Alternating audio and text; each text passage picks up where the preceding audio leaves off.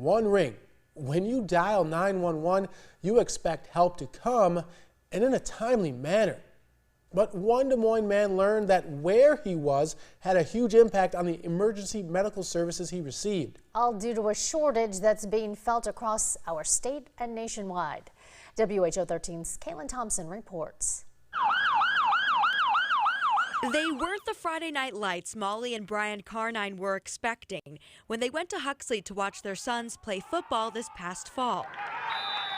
But they were ones they had to wait for to save Brian's life back on September 30th. From that point, it was lack of vision, and it just slowly started to decline.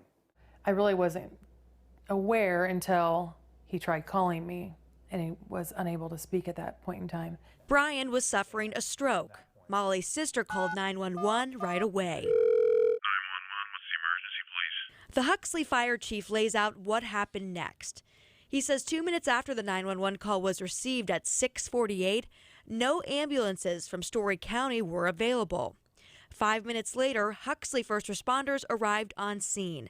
Before they got there, Molly says a sports trainer and a nearby nurse practitioner were helping Brian at the game. At that point is when I knew, when EMTs were evaluating him and I heard his blood pressure and the bottom number being as high as it was, that's the time where I started panicking because I knew he was in stroke territory. Brian needed an ambulance to take him to the hospital. I was on repeat of where are they, where are they, where are they, how much longer, where are they?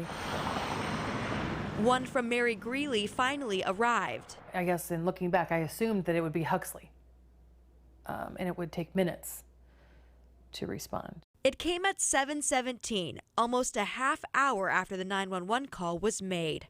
When you're in that scenario, time seems to stand still, or nothing's fast enough for you. I knew minutes were everything. And so that's when I had the panic of where is the ambulance? Because we'd been there for what felt like a long time already. The weight added on to the trip Brian would need to take from Huxley to Methodist Hospital in Des Moines. And it all left him thinking. I definitely had that belief, that if you dialed 911 and you need an ambulance, I really never thought geographically where I was at that I would not have the same resources that I would potentially in the city or somewhere else. The state says Iowa communities have no legal obligation to provide emergency medical services. The Iowa EMS standards say the response time for an ambulance should not exceed 8 minutes in urban areas and 20 minutes in rural areas. There are cases, there are areas that people wait too long for an ambulance, and they're saying, hey, wait, what's the problem here? And then they're surprised to learn that EMS is not essential. Mark McCulloch is the immediate past president and current legislative chair of the Iowa EMS Association. He says because EMS is still fairly young compared to police and fire services, not every community has the resources needed to respond in a timely manner. There's not a square inch of Iowa currently that's unserved by an EMS agency. The question becomes, how long do they have to wait? McCulloch says the longer wait times are because of increased demand and smaller workforce. Right now, there are more calls for help with fewer people to respond to them. So going from an era of relying on volunteers who are now overburdened by this vast expanse of technology and medical science and the requirements to maintain their certification, that's one of our most difficult challenges because we've overburdened our volunteer base.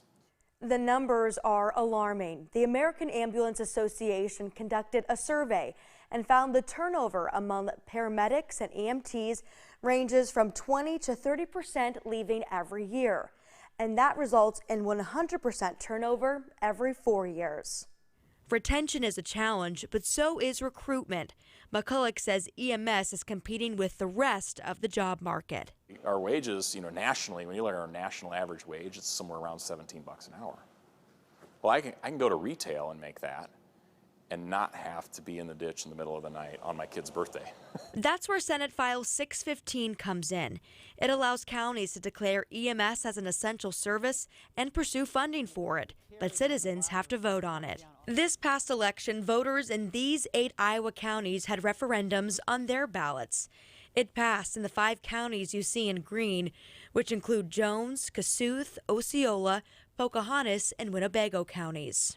The message I think this will send is that Iowa, the population, especially in rural Iowa, is on board. They're willing and ready, and they want EMS services, even if they have to pay tax to provide them.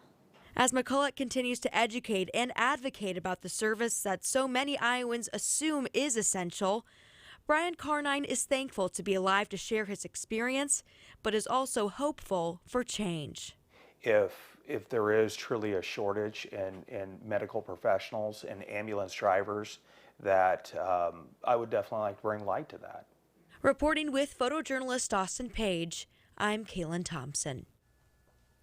Brian has been undergoing tests to see what caused the stroke. The Iowa EMS Association is hoping to someday make the job more accessible, especially for first-generation Americans through scholarships and free training programs. Yeah, we are so thankful for all of those EMS first responders. Such a tough job and often thankless, but wow, so vital. Well,